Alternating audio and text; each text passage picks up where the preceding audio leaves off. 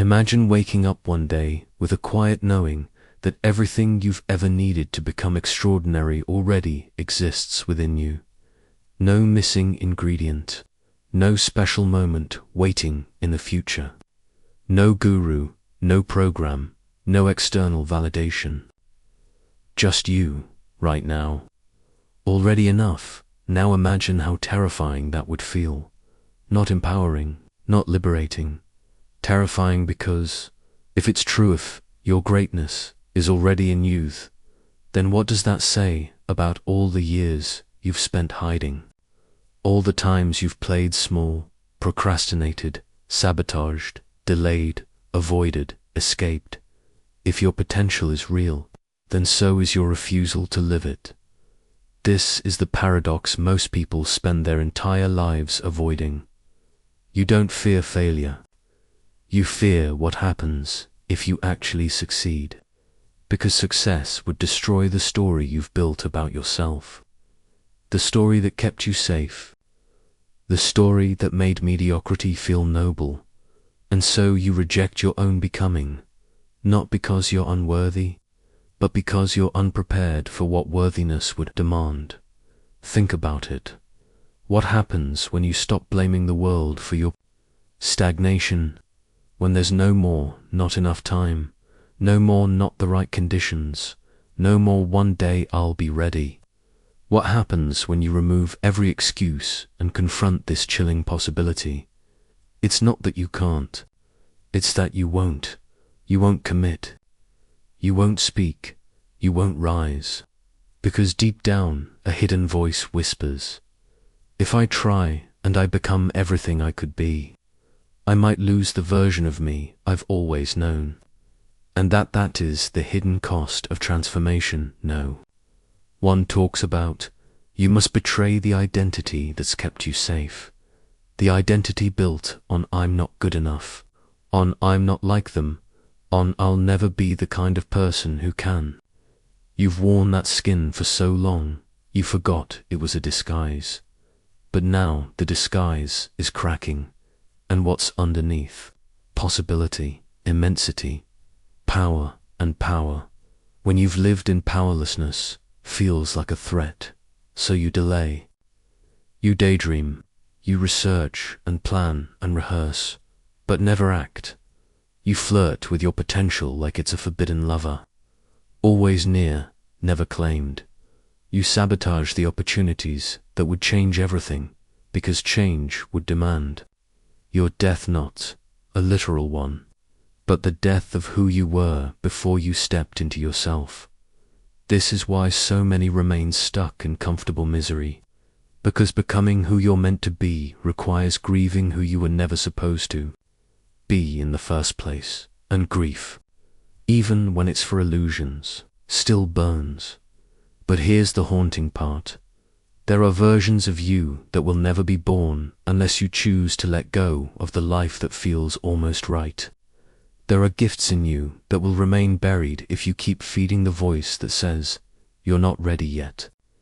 There is a future where you rise so high that even your past self wouldn't recognize you. But only if you stop bargaining with your fear and start living from your truth. So ask yourself, what are you protecting by playing small? What parts of yourself are you betraying by doing so? And who do you become when you finally stop apologizing for your own potential? No, this isn't about hustle culture or blind ambition. It's not about productivity, goals, or becoming some manufactured success story. It's about the sacred violence of becoming real, of returning to the soul that was never confused about who you are, of surrendering to the truth you've always known but never dared to live, because there is something in you that is vast, something ungoverned by fear or conditioning, something that doesn't flinch when the world tries to dim your light. It's not arrogance, it's remembrance, a remembering of who you were before you were told who to be, a remembering of the fire, the vision, the brilliance, before the world taught you to call it too much. So the question becomes not, do you have what it takes, but rather, will you allow who you really are to survive the death of who you've pretended to be? Because your potential has never been in question, only your willingness to bear the cost of claiming it. And until you face that truth, you will keep building lives that almost fit, telling stories that almost inspire, chasing dreams that almost fulfill, but you weren't born for almost. You were born for all in. You were taught to fear your own light, not directly, not with words, but through 1,000 subtle reinforcements. Each time you were rewarded for fitting in instead of standing out. Each time you were praised for being good rather than honest. Each time you were loved more for being who they needed than who you were. And so you learned, not just to dim your brilliance, but to doubt it even existed. The problem isn't that you're weak, it's that your strength has been conditioned into silence. Carl Jung once wrote, "The privilege of a lifetime is to become who you truly are." But Jung also understood that such becoming requires a descent, a confrontation with the shadow, the disowned parts of yourself that you buried, just to be accepted.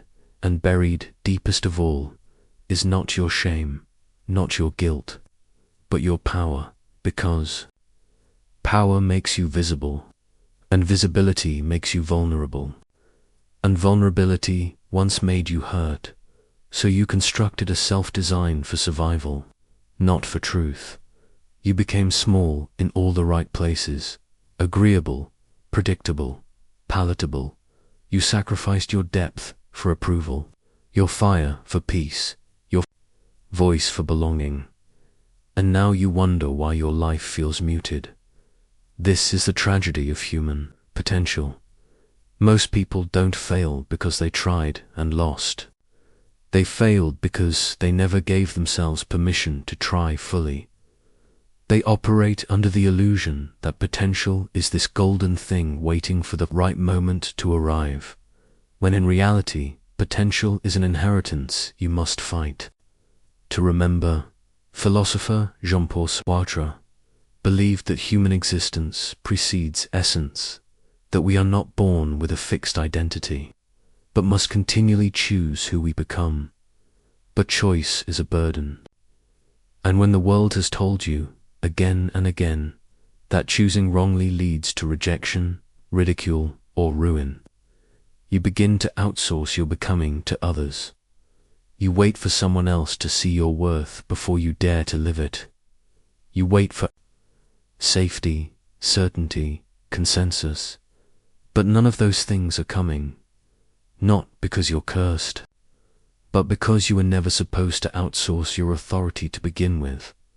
Arthur Schopenhauer said that most people live in willful self-deception. They convince themselves they're incapable so they never have to confront the terror of taking full responsibility for their lives.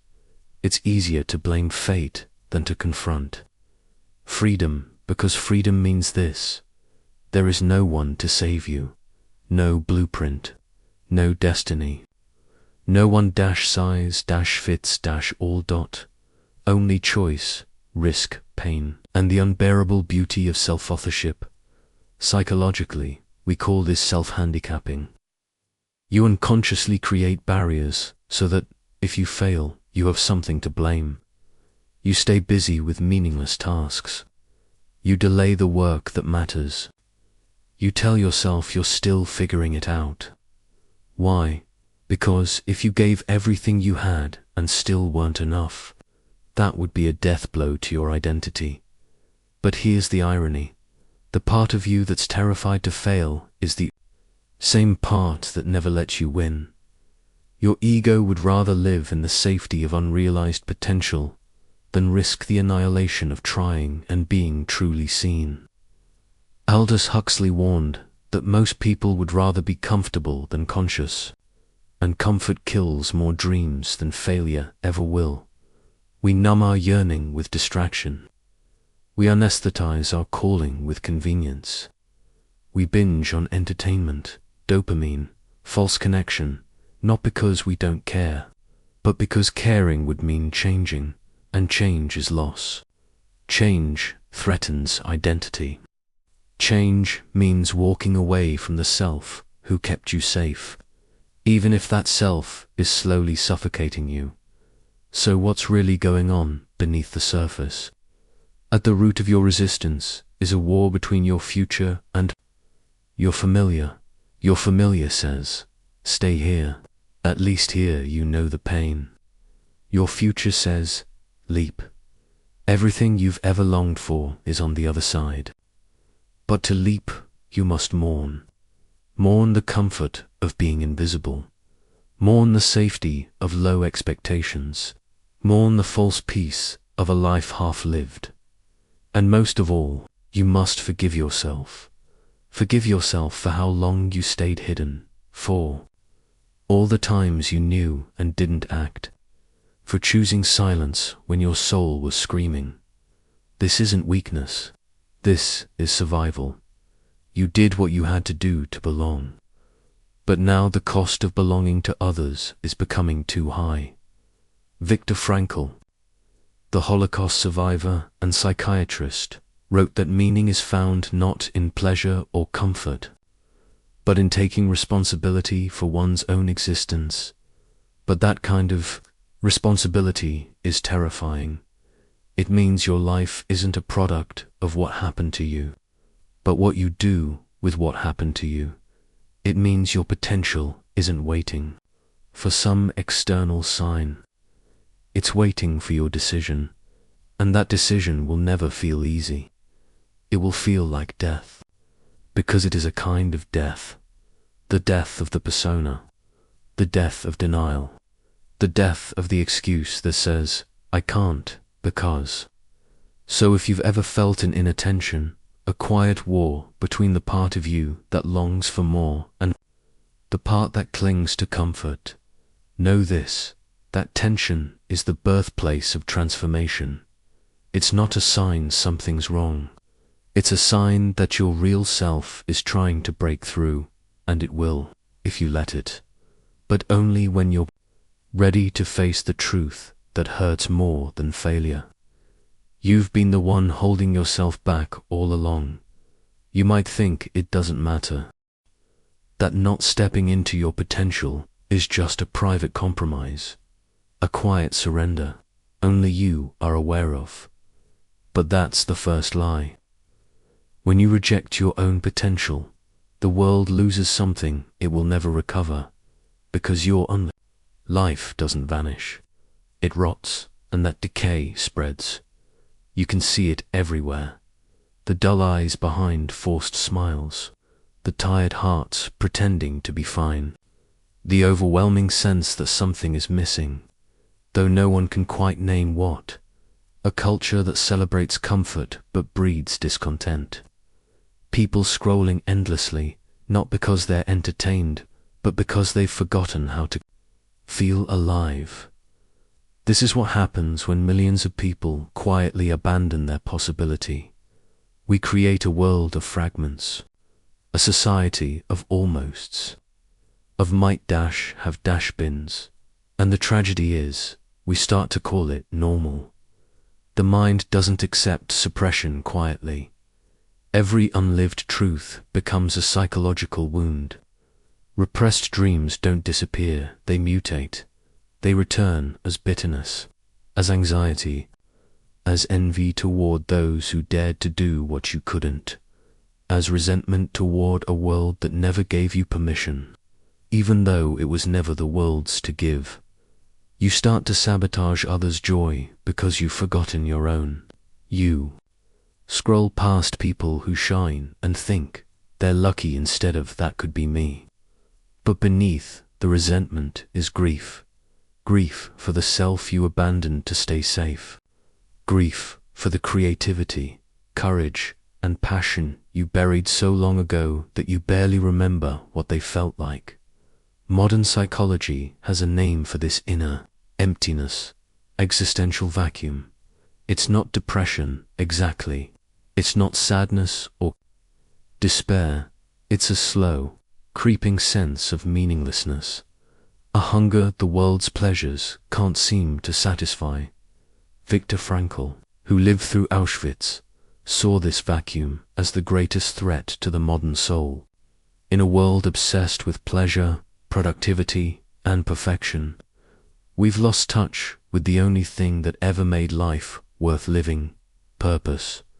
And you cannot find purpose while rejecting your potential. They are one and the same.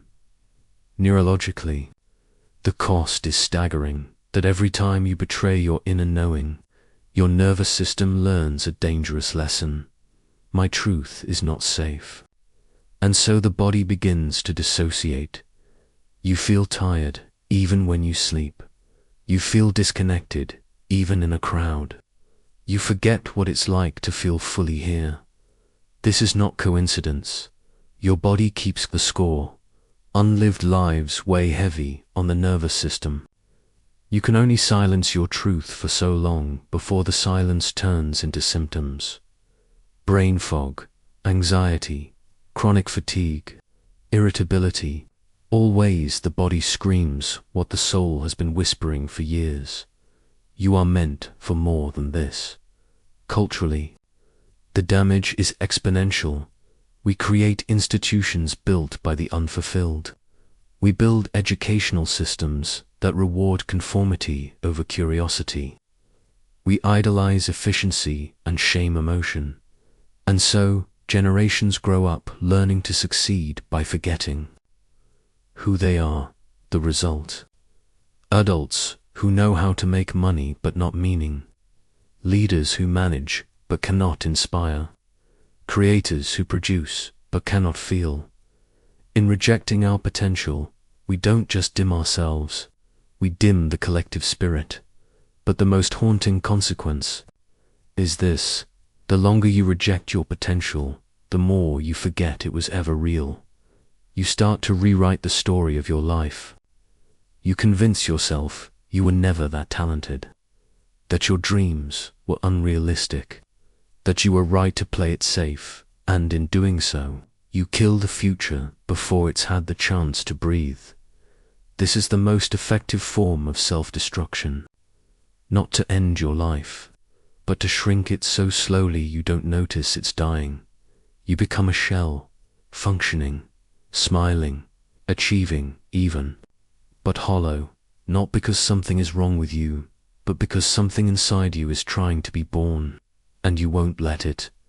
This is how potential dies, not with a scream, but with a shrug, with phrases like, maybe one day, it's too late now, who do I think I am? That last question, who do I think I am, isn't just rhetorical. It's the doorway to everything, because who you think you are is precisely what's keeping you from who you're meant to be. You've been taught to believe that identity is fixed, that the self is a stable structure, not a fluid process, but that's false. The self is a story, and every day you choose which version to tell, the version where you are bound by fear, or the one where fear is a threshold, the version where your past defines your limits, or the one where your past becomes the reason you rise, the version where you settle for safety, or the one where you reclaim your soul. Because here's the truth no one wants to admit: your potential will not wait forever. Ignore it long enough and it will calcify. What once felt like aliveness will become apathy. What once ached to be expressed will turn into quiet, chronic despair. And one day you'll look back and wonder if maybe this life you settled for was never yours to begin with. That's the quiet revenge of unlived potential. It turns your whole life into a ghost town, a place where dreams once whispered, but now only echoes remain. But it's not too late. Not yet. The decay is reversible. The silence is not final.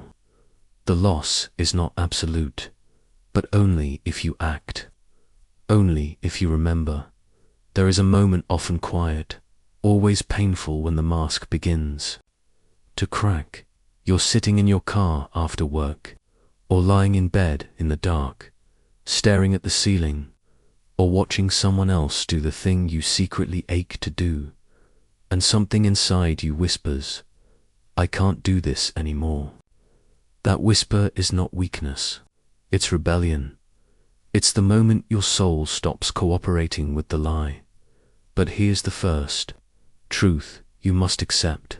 Reclaiming your potential will feel like dying, not because it is death, but because the identity you've built around limitation must die for the real you to emerge. You will mourn the comfort of your excuses. You will grieve the familiar ache of playing small. You will face fear not as a monster, but as a mirror. Carl Jung said, "The privilege of a lifetime is to become who you truly are." But he also warned that this journey would require facing the shadow, the parts of yourself you've denied, repressed, or feared. To step into your potential, you must stop running from the parts of you that hurt, the shame, the jealousy, the rage, the longing, because hidden inside them is the raw material of transformation. So how do you begin?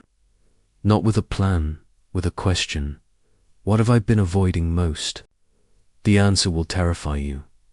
Good, that's the signal you've found the doorway. Now walk toward it. If you've avoided writing, write. If you've feared rejection, ask.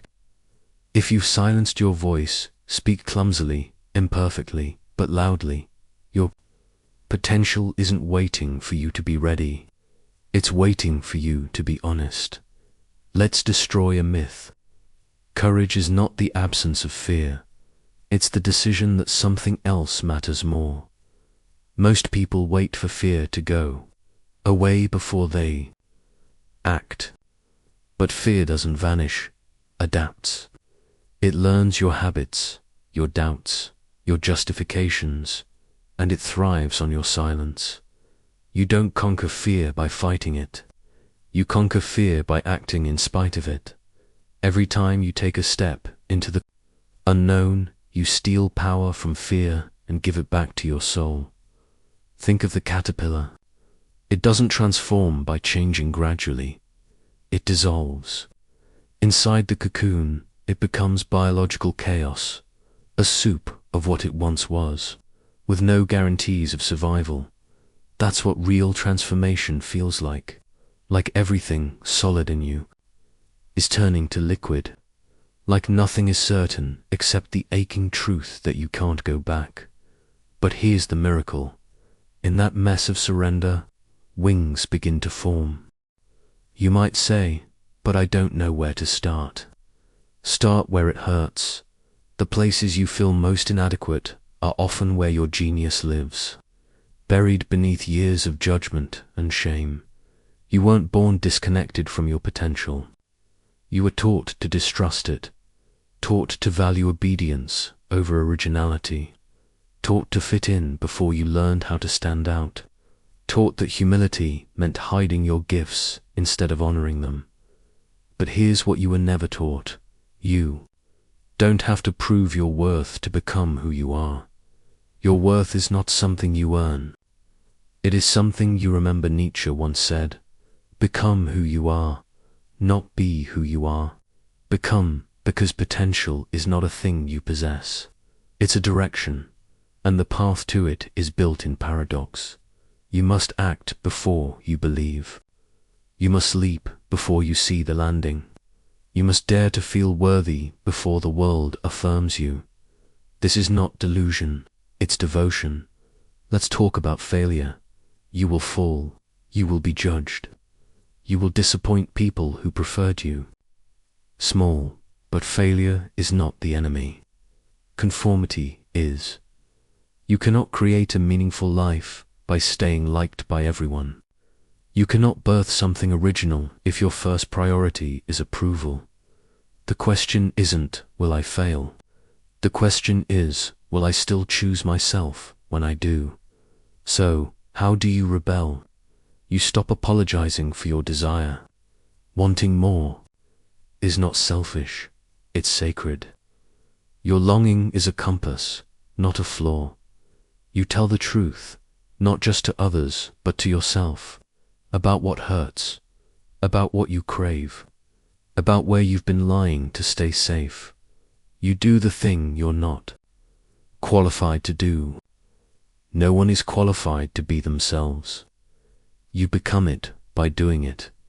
You protect your potential like a sacred flame from cynicism, from distraction, from the slow poison of later.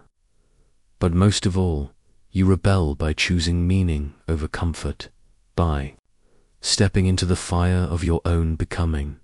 Because here's the secret: the pain of staying small never really goes away. It just becomes easier to ignore. But the pain of growth, that pain transforms.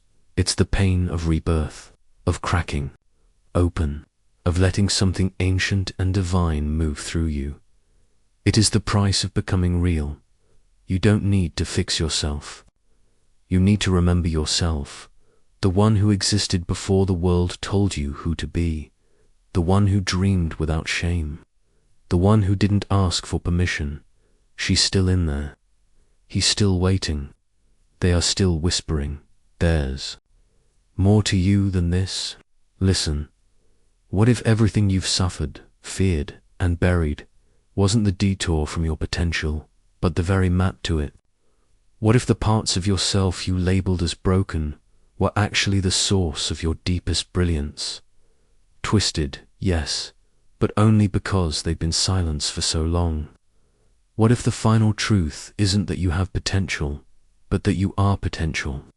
Not a tool, not a talent, not a means to an end, but a living, breathing possibility, endless, fluid, sacred.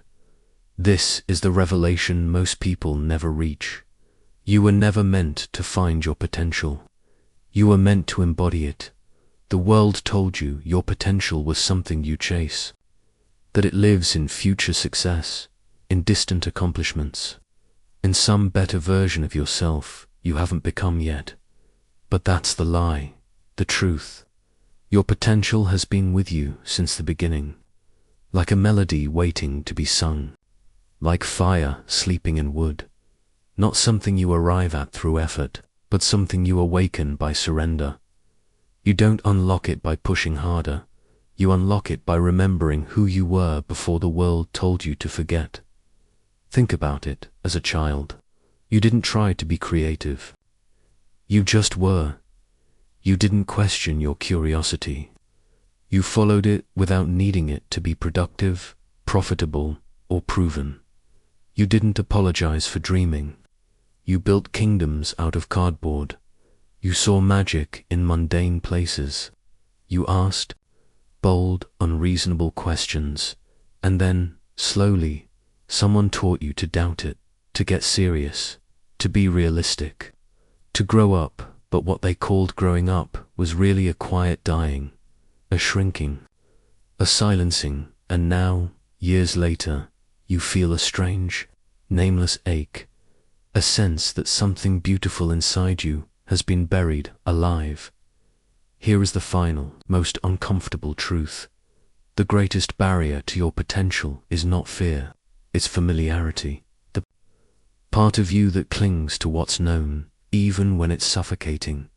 Because the ego doesn't want freedom, it wants control. It would rather you live a life of muted despair than risk the chaos of transformation.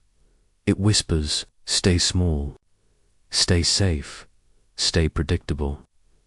But your soul was never meant to be predictable. It was meant to expand, and every time you choose comfort over courage, you build a life that is smaller than your spirit.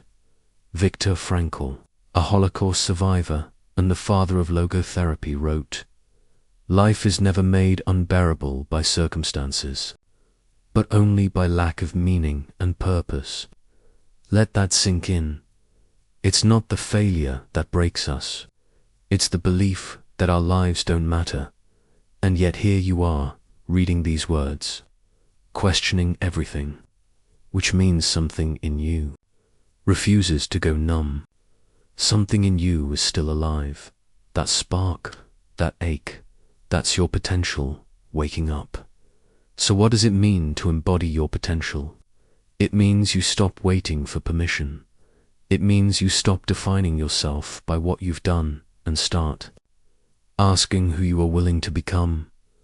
It means you stop seeing your wounds as evidence that you're unworthy and begin to see them as portals to your truth. You are not here to live a life of quiet compliance. You are here to remember your original name, the one you were given before fear was taught to you. You are here to build things no one else can build, to speak truths no one else dares to speak, to feel with the intensity most people run from. Your potential is not just about what you can do, it's about what you can hold. Emotionally, spiritually, existentially. It's about becoming a vessel wide enough to contain the full spectrum of life, its beauty, its agony, its absurdity, its transcendence. This is not a self-help script. This is a funeral, a burial of the false self, the compliant self, the self that was never truly you. And it is also a birth of the real, the raw, the limitless. No more waiting, no more proving, no more shrinking into roles that fit someone else's comfort zone. From this moment on, your question is no longer, what is the right path? It is, what would I do if I believed I was already worthy? Because you are, even in your mess, even in your doubt, even in your contradictions, especially there. Your potential is not perfection, it's honesty, it's wholeness. It's the courage to stand in your own truth, even when it terrifies you. So what now? You live like someone who remembers the wildness, the wonder, the weight of being alive. You stop numbing, start creating. You stop performing, start being. You stop chasing, start listening. And if you ever forget, again because you will, you come back to this truth. You are not behind, you are not broken, you are not too late. You are the flame and the match, the wound and the medicine, the exile and the homecoming. You are what you've been waiting for. Now go, become it.